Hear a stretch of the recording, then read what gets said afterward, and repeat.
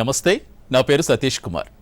అన్నదాత సుఖీభవ అని పెద్దలు చెప్పిన ఆనిముత్యాల్లాంటి మాట నిజం చేయాలనే తపనతో అన్నం పెట్టే రైతన్న వ్యవసాయంలో ఎదురయ్యే పలు ఒడిదుడుకులు అధిగమించి అధిక దిగుబడులతో పాడి పంటల సమృద్ధితో నిత్య కళ్యాణం పచ్చతోరణంగా 10 కాలాలు పచ్చగా ఉండాలనే ఆకాంక్షతో అనుక్షణం రైతన్నకు చేదోడుగా నిలుస్తూ నిత్యం పలు ఉపయోగకర అంశాలతో మీ ముందుంటున్న నా కోటి రత్నాల మాగాణి కార్యక్రమానికి స్వాగతం, సుస్వాగతం. ఈనాటి కార్యక్రమంలోని ముఖ్య అంశాలు: వ్యవసాయ సమాచారం, వాతావరణ సూచనలు, మార్కెట్ ధరలు, వరిలో ప్రస్తుతం చేయదగ్గ యాజమాన్య పద్ధతులు, చైనా ఆస్టర్ సాగులో మెళకువలు, పశువుల్లో పరాన్నజీవుల వల్ల వచ్చే సమస్యలు. ముందుగా వ్యవసాయ సమాచారం. నేలలో సరైన మోతాదులో తేమ ఉన్నందున యాసంగి పెసర, మినుము, వేరుశెనగ మరియు ఆముదం పంటలను నీటి పారుదల కింద విత్తుకోవాలి. వరి ప్రస్తుత వాతావరణ పరిస్థితులు వరిలో తాటాకు తెగులు, మానిపండు తెగులు, అగ్గి తెగులు మరియు కాండం తొలుచు పురుగు ఆశించుటకు అనుకూలం. పురుగు మరియు తెగులు గమనించినట్లయితే నివారణకు తాటాకు తెగులు 2 మిల్లీలీటర్ల ప్రోఫినోఫాస్ లేదా 2.5 మిల్లీలీటర్ల క్లోరిపైరిపాస్ మందును లీటర్ నీటిలో కలిపి పిచికారీ చేయాలి. మానిపండు తెగులు 1.0 మిల్లీలీటర్ల ఫ్రాఫికోనజల్ మందును 1 లీటర్ నీటికి కలిపి 10 రోజుల వ్యవధిలో 2 సార్లు పిచికారీ చేయాలి. అగ్గి తెగులు 25 మిల్లీలీటర్ల కాసుగామైసిన్ మందును లీటర్ నీటికి కలిపి పిచికారీ చేయాలి. కాండం తొలుచు పురుగు 10 కిలోల కార్బోపురాన్ 3G గుళికలు లేదా 4 కిలోల ఫోరెట్ గుళికలను నాటిన 15 నుంచి 20 రోజుల తర్వాత ఎకరా పొలంలో వేసుకోవాలి. ప్రస్తుత వాతావరణ పరిస్థితులు వరిలో సుడిదోమ ఆశించుటకు అనుకూలం. నివారణకు 0.4 గ్రాముల డైనోటెప్యూరాన్ మందును లీటర్ నీటికి కలిపి మొక్కల మొదళ్లు తడిచేలా పిచికారీ చేయాలి. ప్రస్తుతం మేఘావృతమైన ఆకాశం ప్రత్తిలో గూడు మరియు పూత రాలుటకు అనుకూలం. నివారణకు 2 మిల్లీలీటర్ల ప్లానోఫిక్స్ మందును 10 లీటర్ల నీటికి కలిపి 10 రోజుల వ్యవధిలో 2 సార్లు పిచికారీ చేయాలి. ఆకుమచ్చ తెగులు మరియు రసం పీల్చే పురుగుల నివారణకు 1 గ్రాము కార్బండిజం లేదా 0.3 గ్రాముల ఫ్లోనికామిడ్ మందును లీటర్ నీటికి కలిపి పిచికారీ చేయాలి. ప్రత్తిలో గులాబీ రంగు పురుగు ఆశించడమైనది. పురుగు ఉనికిని గమనించడానికి ఎకరానికి 4 లింగాకర్షక బుట్టలు ఏర్పాటు చేసుకుని వరుసగా 3 రోజులు 7 నుంచి 8 తల్లి రెక్కల పురుగులు గమనించినట్లయితే సస్యరక్షణ చర్యలు చేపట్టాలి. నివారణకు 1.5 గ్రాముల థయోడికార్బ్ లేదా 2 మిల్లీలీటర్ల క్లోరిపైరిఫాస్ మందును లీటర్ నీటికి కలిపి పిచికారీ చేయాలి. ప్రత్తిలో ఆకులు ఎర్రబడ్డం గమనించడమైనది. నివారణకు 10 గ్రాముల మెగ్నీషియం సల్ఫేట్, 10 గ్రాముల యూరియా మరియు 1.5 గ్రాముల బోరాక్స్ మందును లీటర్ నీటికి కలిపి పిచికారీ చేయాలి. కంది ఆకు చుట్టు పురుగు, మారక మచ్చల పురుగు మరియు శనగపచ్చ పురుగు గమనించడమైనది. నివారణకు ఆకు చుట్టు పురుగు 1.6 మిల్లీలీటర్ల మోనోక్రోటోఫాస్ లేదా 2 మిల్లీలీటర్ల ఫినోలాఫాస్ మందును లీటర్ నీటిలో కలిపి పిచికారీ చేయాలి. మారక మచ్చల పురుగు 2.5 మిల్లీలీటర్ల క్లోరిపైరిపాస్ లేదా 0.75 మిల్లీలీటర్ల నెవల్యూరాన్తో పాటు 1.0 మిల్లీలీటర్ల డైక్లోరవాస్ మందును లీటర్ నీటికి కలిపి పిచికారీ చేయాలి. శనగపచ్చ పురుగు నివారణకు ఈ క్రింద సమగ్ర యాజమాన్య పద్ధతులను పాటించాలి. శనగపచ్చ పురుగు లార్వాలను తినుటకు అనుగుణంగా ఎకరాకు 10 నుంచి 15 పక్షి స్థావరాలను ఏర్పరచుకోవాలి. శనగపచ్చ పురుగుల ఉనికిని గమనించుటకు ఎకరాకు 4 లింగాకర్షక బుట్టలను అమర్చాలి. పురుగు గ్రుడ్లు తొలిదశ లార్వాల నివారణకు 5% వేపగింజల కషాయాన్ని పిచికారీ చేయాలి. కూరగాయ పంటలలో రసం పీల్చే పురుగులు గమనించినట్లయితే నివారణకు 2 మిల్లీలీటర్ల డైమిథియోట్ లేదా 1.5 గ్రాముల ఎసిఫేట్ లీటర్ నీటికి కలిపి పిచికారీ చేయాలి. వంగలో కొమ్మ మరియు కాయతొలుచు పురుగు గమనించడమైనది. నివారణకు లింగాకర్షక బుట్టలను అమర్చి పురుగు యొక్క ఉధృతిని పర్యవేక్షించుకోవాలి. పురుగు సోకిన కొమ్మలను త్రుంచి నాశనం చేయాలి. 2 మిల్లీలీటర్ల ప్రొఫినోఫాస్ లేదా 0.4 గ్రాముల ఇమామెక్టిన్ బెంజియోట్ మందును 1 లీటర్ నీటిలో కలిపి పిచికారీ చేయాలి. కూరగాయ పంటలలో పొగాకు లద్దె పురుగు గమనించినట్లయితే నివారణకు 1.25 మిల్లీలీటర్ల నోవల్యూరాన్ మందును లీటర్ నీటిలో కలిపి పిచికారీ చేయాలి. గత వారం రోజులుగా కురిసిన వర్షాల వలన మిరపలో బ్యాక్టీరియా ఆకుమచ్చ తెగుళ్లు ఆశించే అవకాశం ఉంది. దీని నివారణకు 30 గ్రాముల కాపర్ ఆక్సిక్లోరైడ్ ప్లస్ 1 గ్రాముల ప్లాంటామైసిన్ మందును 10 లీటర్ల నీటికి కలిపి వారం వ్యవధితో 2 సార్లు పిచికారీ చేయాలి. పశుపోషణ. ప్రస్తుత వాతావరణ పరిస్థితులు: కోళ్లలో కొక్కరి తెగులు, గొర్రెలలో చిటుకు, మసూచి వ్యాధి మరియు పీపీఆర్, ఆవులు మరియు గేదెలలో గొంతువాపు వ్యాధి, గొంతు మరియు గాలికుంటు వ్యాధి సోకుటకు అనుకూలం. వీటి నివారణకు టీకాలు వేయించాలి. ఇప్పుడు వాతావరణ సూచనలు. గడిచిన 3 రోజులలో రాష్ట్రంలో అక్కడక్కడ తేలికపాటి నుండి ఓ మోస్తరు వర్షాలు కురిశాయి.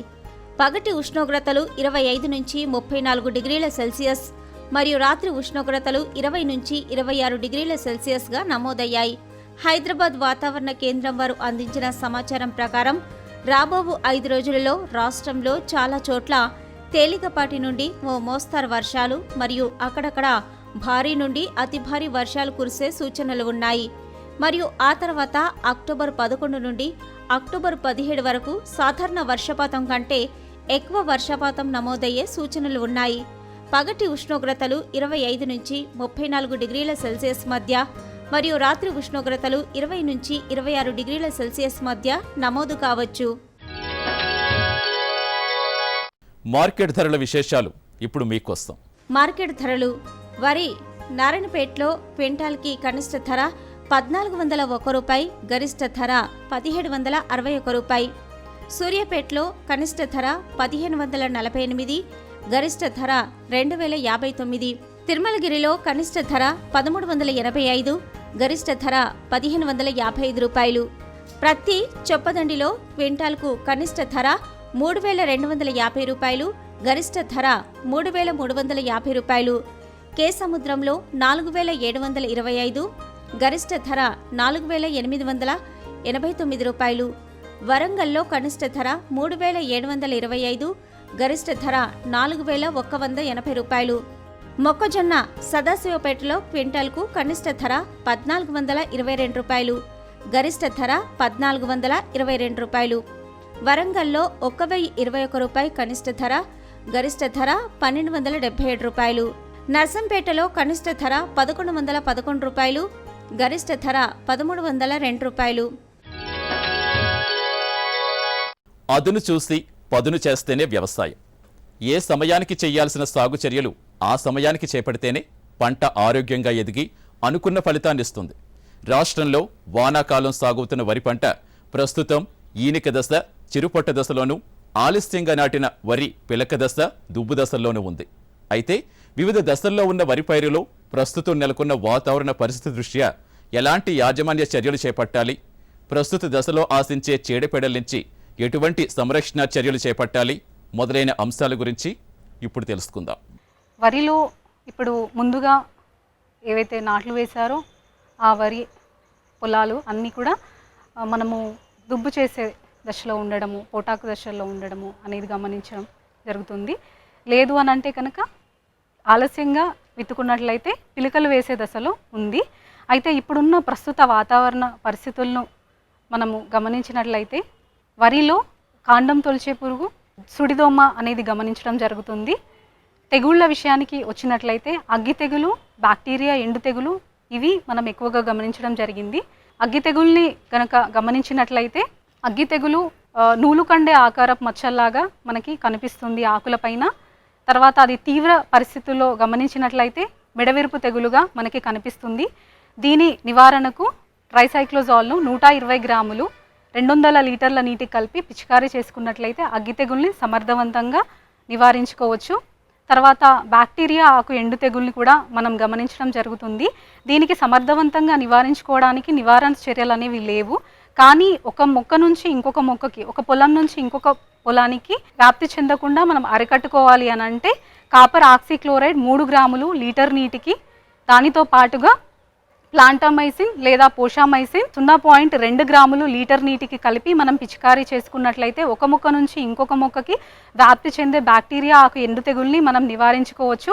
అయితే ఈ బ్యాక్టీరియా ఆకు ఎండు తెగులు నివారణకు మనము నివారణ చర్యలు చేపట్టేటప్పుడు యూరియా లాంటి నత్రజని సంబంధమైన మన పోషకాలను అందించేటప్పుడు కాస్త ఆగి మనము వేసుకోవాల్సి ఉంటుంది. అదేవిధంగా నీటిని ఎప్పటికప్పుడు మార్చుకోవాల్సి ఉంటుంది. అయితే ఇక పురుగుల విషయానికి వచ్చినట్లయితే కాండం తొలిచే పురుగు ఉధృతి అనేది ఎక్కువగా గమనించడం జరుగుతుంది. అయితే ఒకవేళ పిలక దశలో ఉన్నట్లయితే కాండం తొలిచే పురుగు నివారణకు మనము కార్బోఫ్యూరాన్ 3G గుళికలు ఎకరానికి 10 కిలోలు వేసుకున్నట్లయితే దీన్ని నివారించవచ్చు. అదేవిధంగా ఎసిఫేట్ 1.5 గ్రాములు లీటర్ నీటికి కలిపి పిచికారీ చేసుకున్నట్లయితే దీన్ని మనం నివారించుకోవచ్చు. అయితే ఒకవేళ అంకురం ఏర్పడే దశలో కనుక ఇది ఉన్నట్లయితే మనము కార్ట్ ఆఫ్ హైడ్రోక్లోరైడ్ 4G గుళికలు అనేవి ఎకరానికి 8 కిలోలు మనం వేసుకోవాలి.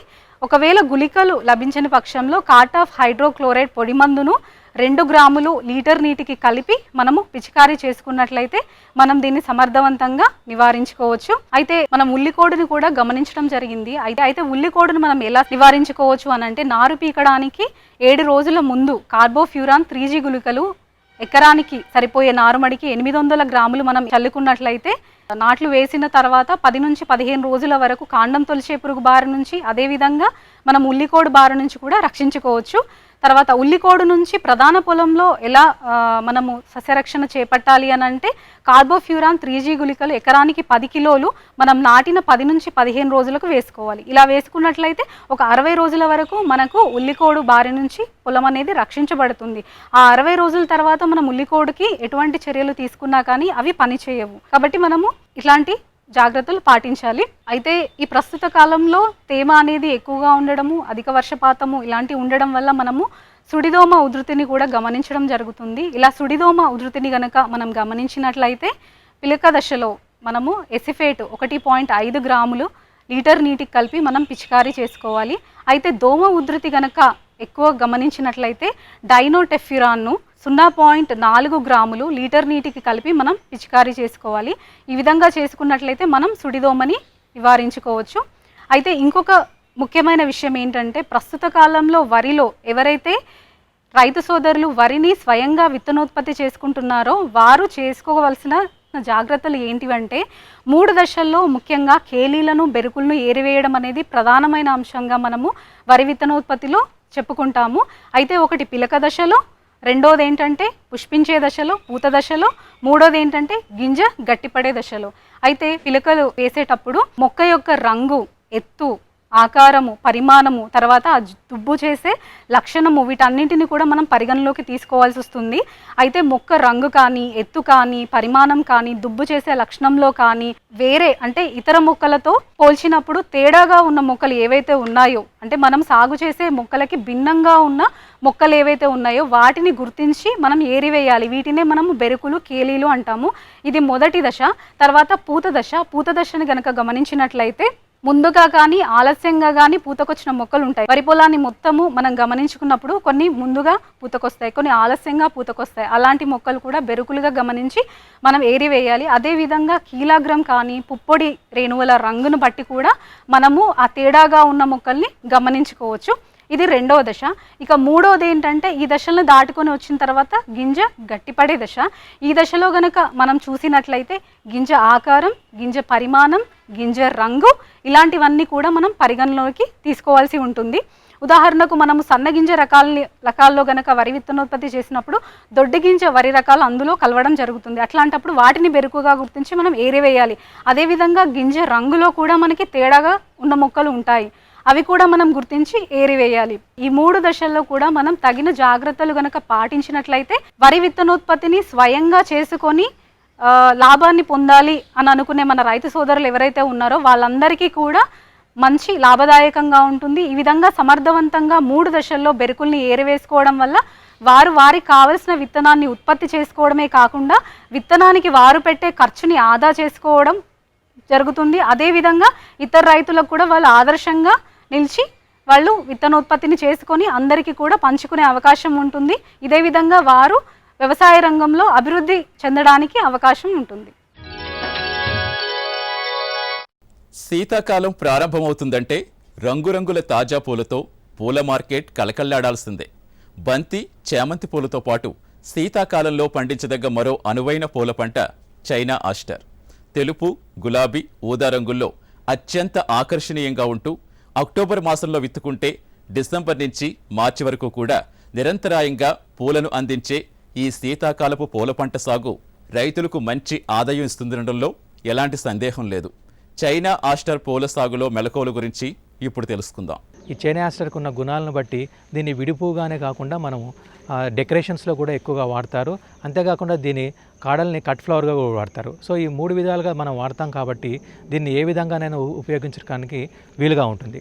కాబట్టి ఈ చైనా ఆస్టర్లో మనం వివిధ రకాలని దాని యాజమాన్య పద్ధతుల్ని తెలుసుకోవాల్సి ఉంటుంది. ముఖ్యంగా మన రాష్ట్రంలో చైనా ఆస్టర్ని పండించుకోవడానికి సెప్టెంబర్ నుంచి మంచి అనుకూలమైన వాతావరణం ఉంటుంది కాబట్టి, కానీ సమయాల్లో సెప్టెంబర్ మాసంలో ఎక్కువగా వర్షపాతం ఉండటం వల్ల ఈ వర్షము ఎక్కువ వర్షపాతం ఈ పంటకే అనువైంది కాదు. ఎందుకంటే మొక్కలు నాటిన తర్వాత ఎక్కువ వర్షపాతం ఉంటే మొక్క వేరుకుళ్ళు వచ్చే అవకాశం ఉంటుంది. అంతేకాకుండా పూలు కూడా కులిపోవడానికి అవకాశం ఉంటుంది. కాబట్టి సెప్టెంబర్ మాసం అనువైనప్పటికీ ఈ వర్షాలని ఎక్కువగా ఉండటం వల్ల దీన్ని మనం అక్టోబర్ మాసం నుంచి కనుక నారు పోసుకొని నవంబర్ మాసంలో కనుక మొదటి వారంలో కనుక నాటుకున్నట్లయితే మనకి జనవరి మొదటి వారం నుంచి డిసెంబర్ ఆఖరి వారం నుంచి పూలు మొదలయ్యి మనకి నిరంతరము మార్చి చివరి వరకు వచ్చే అవకాశం ఉంటుంది. కాబట్టి ఇది గమనించుకొని రైతులు చైనా ఆస్టర్ని సాగు చేసుకోవాల్సి ఉంటుంది. ముఖ్యంగా దీనిలో రకాలు కనుక చూసుకున్నట్లయితే మనకి పింక్ రంగు అంటే గులాబీ రంగు రకాలు మరియు తెలుపు రంగు రకాలు, అంతేకాకుండా వంకాయ రంగు రకాలు, వైలెట్ రంగు రకాలు కూడా ఉన్నాయి. మార్కెట్లో మనకి ఎక్కువగా తెలుపు మరియు గులాబీ రంగు రకాలకి ఎక్కువగా గిరాకీ ఉంటుంది కాబట్టి ఆ రకాలని ఎన్నుకోవాల్సి ఉంటుంది. తెలుపులో మనకి లోకల్ వైట్ అనే రకము మంచి దిగుబడినిచ్చే రకము, అంతేకాకుండా అర్చన రకము మనకి ఎక్కువ పూలనిచ్చే రకం కాబట్టి దీన్ని మనం డెకరేషన్స్కి వాడటానికి అనువుగా ఉంటుంది. ముఖ్యంగా మన వాణిజ్యపరంగా విడిపూల కోసం మాత్రము దీన్ని లోకల్ వైట్ రకం ఎక్కువగా అనువుగా ఉంటుంది. అంతేకాకుండా పూర్ణిమ కట్ ఫ్లవర్ రకంగా అనువుగా ఉంటుంది. అంతేకాకుండా పింక్ రకాల్లో మనకి ముఖ్యంగా లోకల్ పింక్ రకం చాలా ఎక్కువ దిగుబడిని ఇస్తుంది. కాకపోతే ఇది లేటుగా పూతకొచ్చే రకము. త్వరగా పూతకు రావడానికి మనం ఆద్య అనే రకము, కామిని అనే రకము కూడా ఉన్నాయి. కాబట్టి ఆ రకాలని మనం వాణిజ్యపరంగా మన రాష్ట్రంలో సాగు చేసుకోవడానికి కలకండి. సో గులాబీ రంగు రకాల్లో ముఖ్యంగా లోకల్ పింక్, కామిని రకాలు మన ప్రాంతానికి అనువుగా ఉంటాయి కాబట్టి ఎక్కువ దిగుబడిని ఇచ్చే రకాలు ఇవి సాగు చేయడానికి అనుకూలంగా ఉంటుంది. మరి దీంట్లో ప్రవర్ధన కనుక చూసుకున్నట్లయితే విత్తనం ద్వారా మనం సాగు చేసుకోవాల్సి ఉంటుంది. ఒక ఎకరానికి సుమారు 800 గ్రాముల నుంచి 1 కిలో విత్తనం సరిపోతుంది. దీన్ని ముఖ్యంగా మనం నిద్రావస్థ ఉండదు కాబట్టి విత్తనాలు సేకరించిన వెంటనే వేసుకోవాల్సి ఉంటుంది. రైతు సోదరులు వాళ్ళు విత్తనం తయారు చేసుకున్నట్లయితే మనకి ఫిబ్రవరి మార్చిలో కనుక విత్తనాలు తీసిన అవి తక్కువ ఉష్ణోగ్రతలు అంటే ఫ్రిడ్జ్లో కనుక పెట్టుకున్నట్లయితే మొలక శాతం ఎక్కువగా ఉంటుంది, లేకపోతే మొలక శాతం పోయే ఉంటుంది. కాబట్టి వెంటనే సేకరించిన విత్తనాలను కూడా వేసుకోవాల్సి ఉంటుంది. అప్పుడే కనుక మనకు 60 నుంచి 70% మొలకెత్తడానికి అవకాశం ఉంటుంది. కాబట్టి నారుమళ్ళని తయారు చేసుకొని ఎత్తైన నారుమళ్ళలో విత్తనాలను వేసుకోవాల్సి ఉంటుంది. నారుమళ్ళి తయారు చేసుకునేటప్పుడు ఒక స్క్వేర్ మీటర్కి 10 కిలోల పశువుల ఎరువుతో పాటు 2 నుంచి 3 కిలోల వర్మి కంపోస్టు, 1 కిలో యూరియా వేసుకొని నారుమళ్ళని తయారు చేసుకొని అందులో వరుసల్లో విత్తనాలు విత్తుకోవాలి. మరి ఒత్తుగా దగ్గరగా విత్తుకున్నట్లయితే వేరుకుళ్ళు వచ్చే అవకాశం ఉంటుంది. కాబట్టి దాని గురించి మనము జాగ్రత్త తీసుకోవాల్సి ఉంటుంది. కాబట్టి విత్తుకున్న తర్వాత మనకి వారం రోజులకి ఒకసారి కాపర్ ఆక్సిక్లోరైడ్ డ్రెంచింగ్ కనుక చేసుకున్నట్లయితే 3 గ్రాముల ఒక లీటర్ కలిపి నారుమళ్ళలో పోసుకున్నట్లయితే నారుకుళ్ళు అనేది రాకుండా చూసుకోవడానికి అవకాశం ఉంటుంది. ఆకులు 3 నుంచి 4 ఆకులు అంటే సుమారు నారు వయసు ఒక నెల రోజుల వయసున్న 30 రోజుల వయసున్న నారుని మనం ప్రధాన పొలం నాటుకోవాలి. ప్రధాన పొలంలో నాటుకునే ముందు మనకి 3 నుంచి 4 సార్లు దుక్కి చేసుకోవాలి. దీంట్లో మనం ఎరువులు వేసుకోవాల్సి ఉంటుంది. ఆఖరి దిక్కులో ముఖ్యంగా నత్రజని ఎరువు, ముఖ్యంగా యూరియా రూపంలో 1 బస్తాన్నర అంటే 75 కిలోల యూరియా వేసుకోవాల్సి ఉంటుంది. దాంతోపాటు 200 కిలోల సింగిల్ సూపర్ ఫాస్ఫేట్ వేసుకోవాల్సి ఉంటుంది. అంతేకాకుండా పొటాష్ కూడా మంచి దిగుబడి నాణ్యత రావడానికి తోడ్పడుతుంది. కాబట్టి పొటాష్ ఎరువు అంటే ఒక 50 కిలోల పొటాష్ ఎరువుని కూడా మనం ఆఖరి దిక్కులో వేసుకున్నట్లయితే దీనికి ఎరువుల యాజమాన్యం సరిపోతుంది. అంతేకాకుండా నాటిన 40 రోజులకి ఒకసారి మరి రెండో దఫాగా యూరియాను కూడా వేసుకోవాల్సి ఉంటుంది. ఇది కూడా బస్తన్నారు. యూరియా నాటిన తర్వాత 40 రోజులకు ఒకసారి వేసుకున్నట్లయితే మొక్కకు సరిపడే ఎరువుల యాజమాన్యం సరిపోతుంది. కాబట్టి ఈ విధమైన ఎరువుల యాజమాన్యాన్ని గమనించి రైతులు వేసుకోవాల్సి ఉంటుంది. భూమి పరీక్ష చేసుకొని భూమి యొక్క ఎరువుల పోషకాల నాణ్యతను గమనించుకొని ముందు వేసుకున్నట్లయితే ఇంకా మంచి దిగుబడులు వచ్చే అవకాశం ఉంటుంది.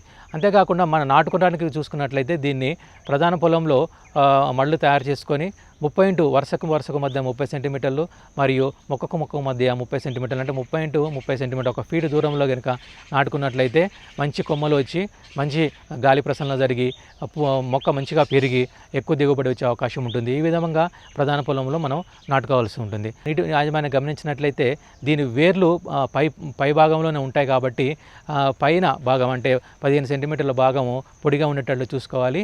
ఎందుకంటే వేర్లు లోతులా కాకుండా పైనే ఉంటాయి కాబట్టి ఆ విధంగా చూసుకొని వాతావరణానికి అనుగుణంగా వారానికి ఒకసారి నీటి తడిచుకుంటే సరిపోతుంది. మనం మొక్కలు నాటిన 40 రోజులకు ఒకసారి తలలు తుంచుకున్నట్లయితే, తలలు తుంచుకోకపోయినా కూడా ఇందులో మనకి కొమ్మలు వచ్చే అవకాశం ఉంటుంది. కాబట్టి మంచి దిగుబడి రావడం కోసము 40 రోజులకి ఒకసారి ఒక రెండో దఫాగా యూరియా ఇచ్చుకొని తర్వాతకి మనం అలా ఉంచుకున్నట్లయితే ఒకసారి 40-50 రోజుల మధ్యలో ఒకసారి కనుక మనము మైక్రోన్యూట్రియంట్స్ అంటే ఫార్ములా 4 కానీ 3 గ్రాములు 1 లీటర్ నీటి కలిపి పిచికారి చేసుకున్నట్లయితే సూక్ష్మదార్థోత్పాదనను కూడా నివారించుకొని మొక్క మంచిగా పెరగడానికి అవకాశం ఉంటుంది. కాబట్టి ఆ విధంగా చేసుకోవాలి. నాటిన 70 నుంచి 80 రోజులకు మనకి పూత వచ్చే అవకాశం ఉంటుంది. కాబట్టి ఆ పూతను గమనించుకోవాల్సి ఉంటుంది. దాంట్లో మనము ఒకటేసారి కనుక నాటుకోకుండా 2 దఫాలుగా అంటే 15 రోజులకు ఒకసారి నారు పోసుకొని ఒక ఎకరంని 2 సార్లుగా నాటుకున్నట్లయితే మనకి ఎక్కువ కాలం పూత వచ్చే అవకాశం ఉంటుంది. కాబట్టి మార్కెట్లో గిరాకీని బట్టి మనము దిగుబడిని మార్కెట్కి పంపించడానికి అవకాశం ఉంది. కాబట్టి నాటిన 70 రోజులకు ఒకసారి మనము గమనించుకున్నట్లయితే పూత వచ్చి దాన్ని మనం తెప్పుకోవడానికి అవకాశం ఉంటుంది. దాన్ని గమనించుకొని మనము విడిపూలు గాను లేకపోతే కట్ ఫ్లవర్ గాను కట్ ఫ్లవర్ కోసం అయితే మొక్కను కింది వరకు బాగా కత్తిరించుకోవాల్సి ఉంటుంది. విడిపూలకు అయితేనే పూలన్నిటిని కోసుకోవాల్సి ఉంటుంది. ఒక మొక్క నుంచి మనకు సుమారు 35 నుంచి 40 పూలు వచ్చే అవకాశం ఉంటుంది. సుమారు 70-750 గ్రాముల నుంచి 1 గ్రాము 1 కిలో వరకు మనకు పూల దిగుబడి వచ్చే అవకాశం ఉంటుంది. కాబట్టి లోకల్ పింక్ రకాలను కానీ లోకల్ వైట్ రకాలను కానీ ఎంచుకొని మనం సాగు చేసుకున్నట్లయితే మంచి దిగుబడి వచ్చే అవకాశం ఉంటుంది. వ్యవసాయ అనుబంధ రంగంగా కొనసాగుతున్న రంగం పశుపోషణ రంగం. పశువులు ఆరోగ్యంగా ఎదగటానికి వాటికి అందించే పోషకాహారం ఎంత ముఖ్యమో పశువుల ఆరోగ్య సంరక్షణ అంతకన్నా ముఖ్యమనే చెప్పాలి. పశువులకు వివిధ రకాల బ్యాక్టీరియా, వైరస్ వల్ల సంక్రమించే వ్యాధులతో పాటు పిడుదులు, గోమార్లు, ఈగలు, దోమలు వంటి బాహ్య పరాన్నజీవులు, నులుపురుగులు, ఏలికపాములు వంటి అంతర పరాన్నజీవుల వల్ల కూడా రకరకాల వ్యాధులు వచ్చి పశు నష్టం జరిగే అవకాశం ఉంటుంది. పశువుల్లో పరాన్నజీవుల వల్ల వచ్చే సమస్యలు, వాటి నివారణ చర్యల గురించి ఇప్పుడు తెలుసుకుందాం. ముఖ్యంగా మనం పశువులు చూసినట్లయితే ఈ పరాన్నజీవులలో వచ్చే సమస్యలలో ముఖ్యమైన సమస్య ఏంటంటే ముఖ్యంగా బాహ్య పరాన్నజీవులు అదేవిధంగా అంతర పరాన్నజీవులు మనం చెప్పుకుంటూ ఉంటాం. సో బాహ్య పరాన్నజీవుల వల్ల ఏంటంటే ఇవి పశువుల యొక్క శరీరం పైన, ముఖ్యంగా వాటి యొక్క శరీరం పైన, సో పశువులు ఎప్పుడైతే పడుకుంటాయో రాత్రిపూట ఎప్పుడైతే అవి రెస్టింగ్లో ఉంటాయో ఆ సమయంలో వాటిపైన ఆశించి వాటిపైన చేరి ముఖ్యంగా పిడుదులు కానివ్వండి, గోమార్లు కానివ్వండి, దోమలు కానివ్వండి, ఈ కుట్టే ఈగలు కానివ్వండి, సో ఇవి సాయంత్రం పూట పశువులపైన చేరి పశువుల యొక్క రక్తాన్ని పీల్చుకుంటూ సో పశువులు ముఖ్యంగా ఏంటంటే రక్తహీనతను కలిగిస్తూ ఉంటాయి. అదేవిధంగా కొన్ని ఈ గోమార్లు కానీ పిడుదులు కానీ కొన్ని రకాల అయితే వ్యాధులను ఒక పశువుల నుంచి ఇంకో పశువులకు, ముఖ్యంగా థిలేరియాసిస్ కానివ్వండి, సో ఈ అనాప్లాస్మోసిస్ కానివ్వండి, సో ఇలాంటి ఏదైతే డిసీజెస్ ఉన్నాయో వీటిని కూడా ఒక పశువు నుంచి ఇంకో పశువుకి అవి సంక్రమింపజేస్తూ ఉంటాయి. కావున ఈ పరాన్నజీవులను మనం నిర్మూలించడం అనేది చాలా అవసరం. ముఖ్యంగా ఈ గోమార్లు, పిడుదులు ఏంటంటే పశువుల యొక్క కొట్టంలో కానివ్వండి, ఎక్కడైతే అపరిశుభ్రంగా అంటే ముఖ్యంగా తేమ ఎక్కువగా ఉన్న ప్రదేశంలో ఈ గోమార్లు, పిడుదులు ఎక్కువగా ఆశించడానికి ఆస్కారం ఉంది. ఇదే విధంగా మనం అయితే ఈ పశువుల యొక్క కొట్టంలో ముఖ్యంగా ఎక్కడైతే పగుళ్ళు ఉంటాయో, అదేవిధంగా ఎక్కడైతే మనకు మూలలో యొక్క మూలలు ఉంటాయో ఆ మూలలలో, ఆ పగుళ్ళలో ఇవి ఏంటంటే వాటి యొక్క సంతతిని అవి అభివృద్ధి చేసుకుంటూ ఉంటాయి. కాబట్టి పశువుల యొక్క కొట్టంలో పరిశుభ్రంగా ఉంచాల్సిన అవసరం ఎంతైనా ఉంది. సో ఈ బాహ్య పరాన్నజీవులు ముఖ్యంగా హాని ఏంటంటే పశువుల యొక్క రక్తాన్ని తాగి రక్తహీనత కలిగించడమే కాకుండా ఈ వ్యాధులను సంక్రమింపచేయడం అనేది చేస్తూ ఉంటాయి. సో రక్తహీనత అనేది రావడం వలన పశువులు ఏంటంటే పశువులలో ముఖ్యంగా వ్యాధి నిరోధక శక్తి తగ్గిపోయి వేరే వ్యాధులు రావడానికి ఇవి ఆస్కారం అవుతుంది. కాబట్టి వీటిని కంట్రోల్ చేయడం అనేది చాలా అవసరం. సో వీటిని ముఖ్యంగా ఏ విధంగా కంట్రోల్ చేయాలి మనం గమనించినట్లయితే బాహ్య పరాన్నజీవులు ముఖ్యంగా మనము వాటి అంటే అభివృద్ధి చెందే అయితే ప్రదేశాలు ఉన్నాయో వాటిని గమనించి వాటిపైన ఏదైతే సైపర్మెథ్రిన్ కానీ డెల్టామెథ్రిన్ కానీ వీటిని వాటి యొక్క ఉధృతిని బట్టి వాటి యొక్క సంతతిని బట్టి ముఖ్యంగా మనం 2 to 5% వరకు సొల్యూషన్ మనము పిచికారీ చేసినట్లయితే సో డెల్టామెథ్రిన్ కానీ సైపర్మెథ్రిన్ కానీ సో లేదంటే ముఖ్యంగా మనకు బయట మార్కెట్లో బ్యూటాక్సిన్ కూడా దొరుకుతుంది. సో వీటిని మనము స్ప్రే చేయడం వలన చాలా వరకు వీటిని నిర్మూలించవచ్చు. సో అదేవిధంగా ఒకే రకమైన మందు మనము ప్రతిసారి వాడడం వలన కూడా వాటిలో ఏంటంటే కొన్ని రెసిస్టెన్స్ పెరగడం వలన కూడా ముఖ్యంగా ఈ పిడుదులు కానీ గోమాలు కానీ చనిపోకుండా ఉంటాయి. కాబట్టి వాటిని మనము ఖచ్చితంగా అంటే పశువులపైన ఉన్నట్లయితే పశువును ముఖ్యంగా ఎండ ఉన్న ప్రదేశంలో కట్టేసి వాటిని బ్రష్తో కానివ్వండి లేకపోతే మామూలుగా గుడ్డను కానివ్వండి కొద్దిగా ఆ సొల్యూషన్లో ఆ ద్రావణంలో తడిపి ఎక్కడెక్కడైతే పొదుగు దగ్గర కానివ్వండి, అదేవిధంగా దానికి బ్రిస్కెట్ రీజియన్లో కానివ్వండి, గొంతు కింద భాగంలో కానివ్వండి, చెవి చుట్టుపక్కల కానివ్వండి, సో ఇలాంటి ప్రదేశాలు ఎక్కడైతే మనం స్ప్రే చేసినా మందు ఎక్కడైతే మనం పిచికారీ చేసినా అట్లాంటి ప్రదేశాలు ఏంటంటే వీటిని మనం రుద్దడం వలన కూడా ఈ గోమాలు కానీ పిడుదలు కానీ వీటిని మనం కంట్రోల్ చేసే అవకాశం ఉంది. అదేవిధంగా కొట్టము పై భాగంలో కానివ్వండి, గోడల పైన కానివ్వండి 2 to 5% ఆఫ్ సొల్యూషన్ మనము పిచికారీ చేసినట్లయితే చాలా వరకు కంట్రోల్ చేయొచ్చు. ఎప్పుడైతే మనం పశువులపైన ఈ మందును పిచికారీ చేసేటప్పుడు కొంచెం జాగ్రత్త వహించాల్సిన అవసరం ఉంది. సో పశువులపైన మనం పిచికారీ చేసే మందుని 1 to 2% వరకు సరిపోతుంది. 2% వరకు మనము పిచికారీ చేసినా అది సరిపోతుంది. అదేవిధంగా పిచికారీ చేసే ముందు పశువు యొక్క ముఖాన్ని లేకపోతే దానికి ఏదైనా సీకం కానివ్వండి లేకపోతే గుడ్డ కానీ కట్టేసి, ఎందుకంటే నాకకుండా మనము జాగ్రత్త పడాలి. సో ఈ విధంగా చేసినట్లయితే చాలా వరకు పరాణజీవులు మనం కంట్రోల్ చేయవచ్చు. అదేవిధంగా మనము ట్రెడిషనల్గా చూసినట్లయితే చాలామంది రైతులు ముఖ్యంగా మనం చూసినట్లయితే ముఖ్యంగా ఏంటంటే ఇంతకు చెప్పాము మనము ఈ పరాణజీవులు సాయంత్రం పూట ఎక్కువగా ఆశిస్తూ ఉంటాయి. కాబట్టి సాయంత్రం పూట మనము పాకలో కానివ్వండి షెడ్లో కానివ్వండి ముఖ్యంగా ఈ వేపాకుతో కానీ వావిలాకుతో కానీ మనము పొగ చేసినట్లయితే చాలా వరకు ఈ ఈగలు కానీ దోమలు కానివ్వండి లేకపోతే వీటిని మనం కంట్రోల్ చేసే అవకాశం ఉంది. అదేవిధంగా మనము 5 to 10% అయితే నీమ్ ఆయిల్ సొల్యూషన్ తయారు చేసి నీమ్ ఆయిల్ సొల్యూషన్ని కూడా మనము పాకలో కానీ పశువులపైన కానీ పిచికారీ చేసినట్లయితే చాలా వరకు ఈ బాహ్య పరాణజీవులను కంట్రోల్ చేసే అవకాశం ఉంది.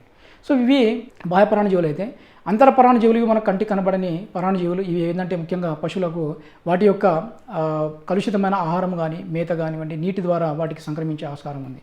కాబట్టి ఈ బాహ్య పరాణజీవులను కంట్రోల్ చేయడానికి ముఖ్యంగా ప్రత్యేకంగా మనకి ఏంటంటే డివార్మింగ్ షెడ్యూల్ అనేది ఉంది. కాబట్టి మనము దూడ పుట్టినప్పటి నుంచి వాటికి అవి పెరిగే వరకు, అదేవిధంగా పెరిగిన తర్వాత కూడా వాటి అడల్ట్ ఏది స్టేజ్లో కూడా పర్టికులర్గా డివార్మింగ్ షెడ్యూల్ని మనము ఖచ్చితంగా పాటించినట్టయితే అంటే ఆ బాహ్య పరాణజీవులను అయితే నిర్మూలించడానికి మనం ఉపయోగించే మందులు సక్రమంగా మనము వాడినట్లయితే ఖచ్చితంగా అంతర పరాణజీవులను కూడా మనం కంట్రోల్ చేయవచ్చు. సో అంతర పరాణజీవులను కంట్రోల్ చేయడానికి ముఖ్యంగా ఏంటంటే డివార్మింగ్ చేయడం అనేది చాలా అవసరం. సో ఈ డివార్మింగ్ అనేది ముఖ్యంగా ఏంటంటే ఆల్బెండజోల్ కానివ్వండి, ఫెన్బెండజోల్ కానివ్వండి, సో మనకు మార్కెట్లో చాలా మందులు మనకు అవకాశం క్లోజెంటాల్ కానివ్వండి చాలా మందులు మనకి అవైలబుల్ ఉన్నాయి. కాబట్టి ఈ అంతర ప్రాణజీవులను నిర్మించడానికి ఈ మందులు మనం వాడినట్లయితే ఖచ్చితంగా మనం కంట్రోల్ చేయొచ్చు. ముఖ్యంగా అంతర ప్రాణజీవులలో కూడా చాలా వరకు ఏంటంటే ఇవి మన కడుపు భాగంలో ఉండి అంటే వాటి ప్రేగుల్లో ఉండి ముఖ్యంగా అవి ప్రేగులను అంటుకొని ఉండి వాటి నుంచి రక్తాన్ని తాగి సో ముఖ్యంగా రక్తహీనత కలిగించుకుంటూ రక్తహీనతతో పాటు ముఖ్యంగా పశువు తీసుకున్న ఆహారం కూడా వాటికి సరిగా అందకుండా, ఎందుకంటే ఎప్పుడైతే కడుపులో ప్రేగుల్లో ఇవి భాగాన్ని ఎప్పుడైతే అవి అంటుకొని ఉంటాయో అక్కడ మొత్తం పేగు మొత్తాన్ని అవి ఇన్ఫ్లమేషన్కి దారిస్తుంది. కాబట్టి సో పేగు శోషించే ఏదైతే గుణం ఉందో దాన్ని కూడా అది తగ్గించేస్తుంది. కాబట్టి దీన్ని కంట్రోల్ చేయాల్సిన అవసరం ఎంతైనా ఉంది. కాబట్టి అంతర ప్రాణజీవులు ముఖ్యంగా ఏంటంటే రక్తహీనతతో పాటు పశువులలో ఏంటంటే nutritional availability so nutrient availability కూడా తగ్గిస్తుంది. కాబట్టి సో పశువు ముఖ్యంగా ఏంటంటే రాను దాని యొక్క రోగ నిరోధక శక్తి తగ్గిపోయి పశువులు ఏంటంటే కృషిపోయే అవకాశం ఉంది. కాబట్టి ఖచ్చితంగా ఈ డివార్మింగ్ షెడ్యూల్ని మనం దూడ పుట్టిన 7వ రోజు నుంచి మనం స్టార్ట్ చేసినట్లయితే అవి అడల్ట్ స్టేజ్ వరకు కూడా ఖచ్చితంగా మనం ఒక షెడ్యూల్ ప్రకారం వాటికి మనం ఈ డివార్మింగ్ చేసినట్లయితే ఖచ్చితంగా బాహ్య ప్రాణజీవులను అంత ప్రాణజీవులను కానివ్వండి అదేవిధంగా ఇతర ఏదైతే కడుపు సంబంధించిన ప్రాణజీవులను వాటిని మనం కంట్రోల్ చేసే అవకాశం ఉంది. మా కార్యక్రమంపై మీ అమూల్యమైన సలహాలు సూచనలు మాకు పంపించవలసిన మా చిరునామా నా కోటి రత్నాల మాగాని care of head of the programmes Doordarshan కేంద్రం రామాంతపూర్ హైదరాబాద్ 500013. మా ఈమెయిల్ ఐడి nakotiratnalamaagani@gmail.com. ఇది ఈనాటి నా కోటి రత్నాల మాగాని కార్యక్రమం. మరో కార్యక్రమంలో మళ్ళీ కలుద్దాం. అంతవరకు సెలవు. నమస్తే.